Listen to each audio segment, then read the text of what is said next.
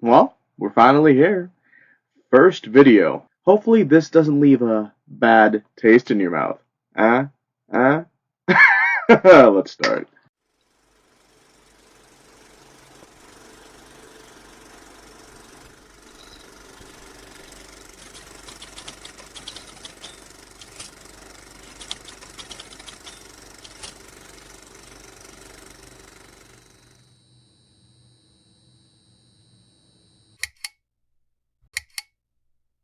Hey everyone, I'm Ben. Welcome to Underground Cinema. I'm your underground conductor. This week we'll be talking about bad taste. This beauty right here is Peter Jackson's first film. Figured since, new Lord of the Rings anime is coming out, I think the trailer just got released today as of recording. Um, I'd go back to his filmography, discuss his original masterpiece. This was like pre Lord of the Rings, pre King Kong, pre The Frighteners. This is what started it all right here. And it's a very interesting movie. So I discovered Bad Taste in college, and I didn't get it. I watched it twice, and both times I sort of just dismissed it as like this schlocky B movie. I didn't like go with it. I didn't vibe with it. This was my first rewatch since college, rewatching this movie to make this review, and I gotta say, I definitely appreciate it more now. I actually sat down, I analyzed it. This was Peter Jackson's first movie. He made it with a bunch of his friends. It definitely comes off as like sort of a side project that people were working on, but it works. The movie itself was shot over the course of like 4 years. They shot it over like several weekends, and that definitely shows when you're actually watching it because it feels like the movie gets better as it goes along, which is interesting. Another thing to keep in mind is the fact that the budget drastically increased near the end of production. The initial starting budget that Peter Jackson and company had with them was about $25,000, real small. To put that into perspective, the original Clerks was about $27,000, only 2 grand more. So real small budget. And then near the end of production, the New Zealand Film Commission said, "Hey, Mr. Jackson, would you like $235,000 to finish your movie?" And Peter Jackson said, "Yes, please." And when I say they gave him $235,000, like you notice it. You can tell. Like you're watching the movie, and like I don't know if they shot this in sequence, but you can see where the money went. You can definitely see where the money went. This is an interesting film. It has sort of the classic B movie plot. It's about a group of aliens who come to New Zealand. They wipe out this small town, and they want to turn humans into the new fast food product. So, sort of a schlocky B movie setup. The, Defense Commission, they call in the boys, not the boys you're thinking of, but Peter Jackson's boys, to deal with the situation. I will say the plot doesn't really seem necessarily clear at the beginning of the film.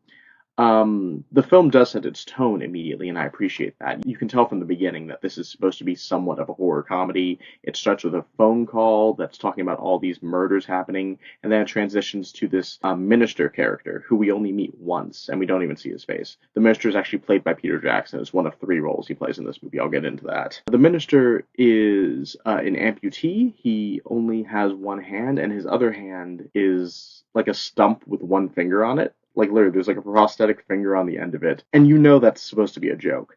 To add to the joke, the commissioner even picks up another prosthetic hand with like a lighter in it, and he uses it to light his cigarette. He doesn't even put the hand on his stump, he just picks up the hand. It's quite funny. I don't really know where to go with like this movie. I mean, I made notes, but like it's a really hard film to analyze because it's just a couple guys having fun, which I really appreciate. Something that I really find interesting is the fact that Peter Jackson not only stars in this movie, which makes sense, it's his first film, but he plays multiple roles.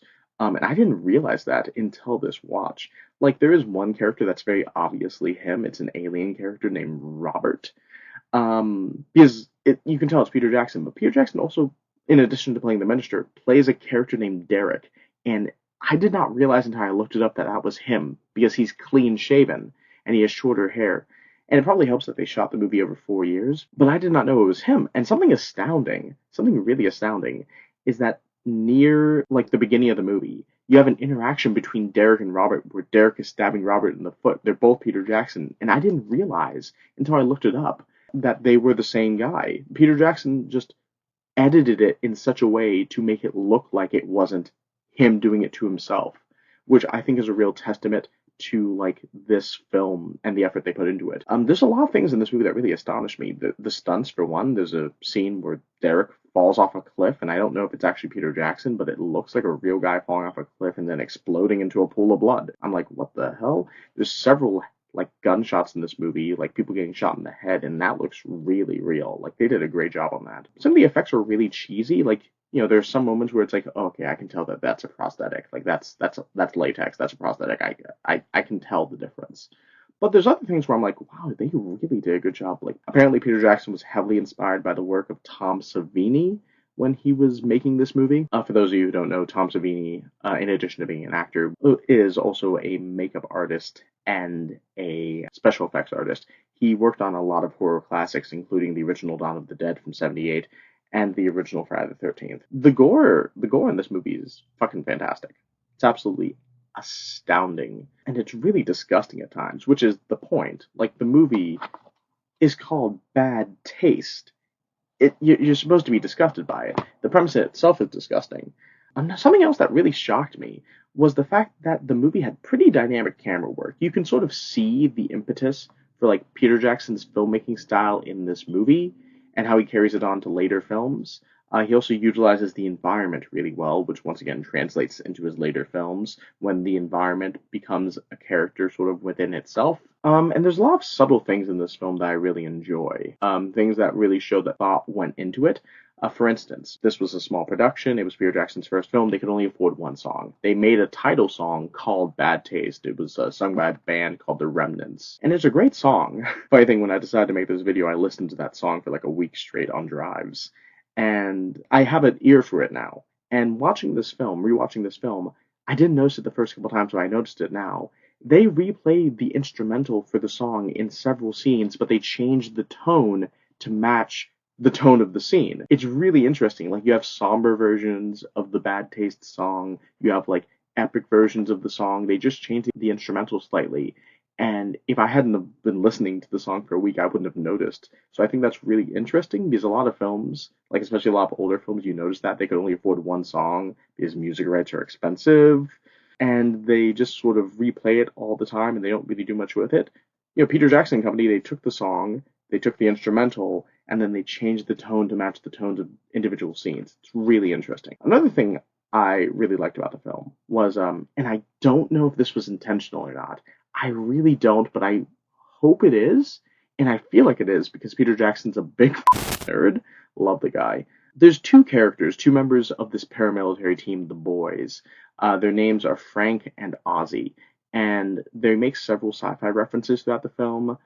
They talk about Star Trek in the movie. They say, oh, the aliens are beaming up, yada yada. They talk about searching for the spaceship. And I think Frank says, oh, maybe it's a police box, and that's a clear reference to Doctor Who. A lot of fun sci-fi references.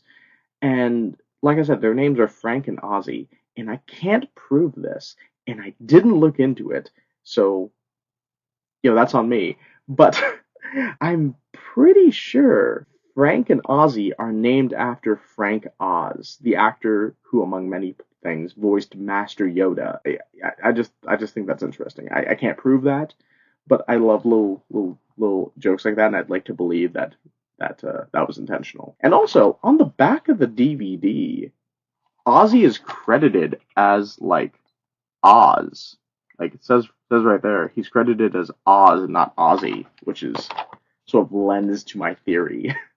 I mean, they call him Ozzy throughout the film. I think he's actually credited as Ozzy in the credits, but don't know what to make of that. This is an interesting film.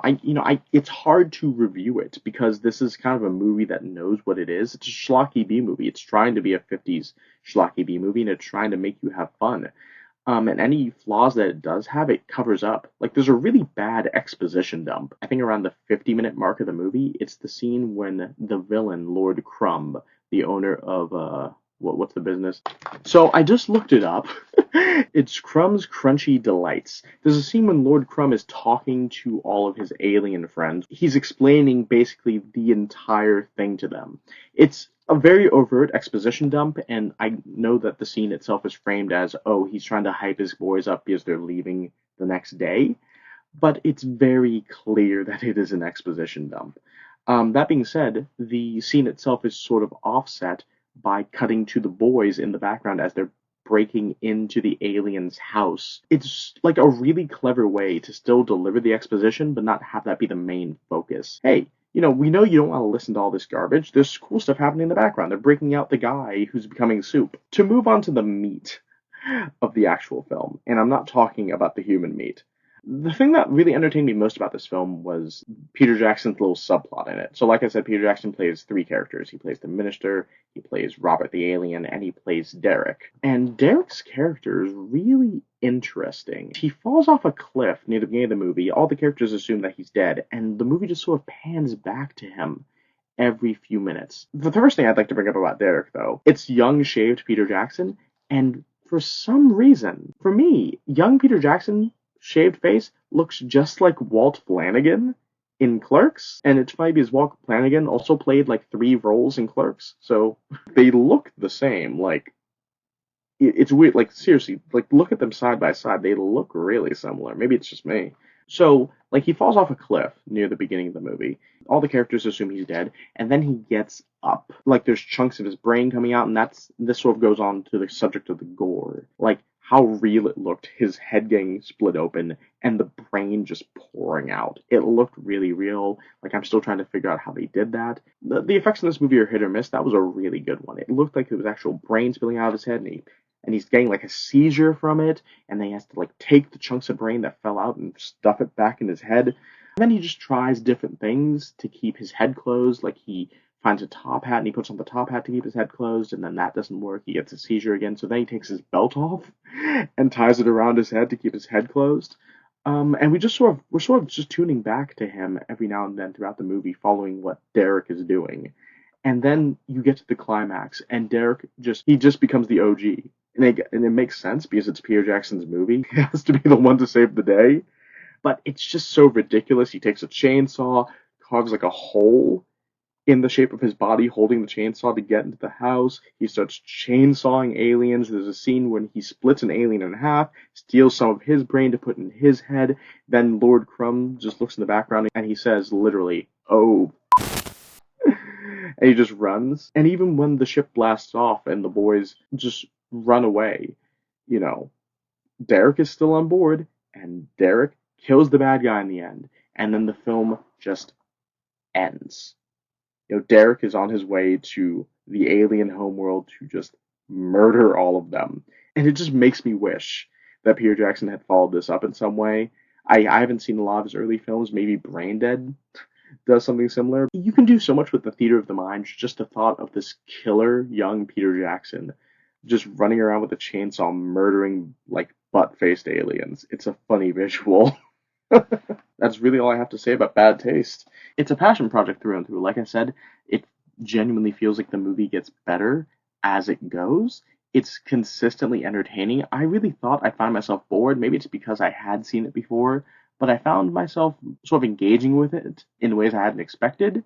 It definitely felt like it went by quicker. Once again, maybe it's because I've seen it before. Yeah, this was just a really fun time. I didn't expect to enjoy myself this much. And, like, it's not a masterpiece by any stretch of the imagination, but watching this movie, I can understand why Peter Jackson was given a shot making future movies. I'm still having a hard time seeing the jump from The Frighteners to Lord of the Rings. Like, he is a talented filmmaker. This film shows that he had passion. It shows that he was willing to do creative and interesting things. I'm really into Bad Taste. I'm not going to say it's one of my favorites, but I respect it because it entertained me. At the end of the day, it entertained me. That is my review of Bad Taste. I hope you all enjoyed it. I hope you all choose to tune in again at some point. Thanks for watching. If you got this far, please feel free to follow me on Instagram, Letterbox, subscribe if you're generous. This is my first video. I'll try to be back soon. Later.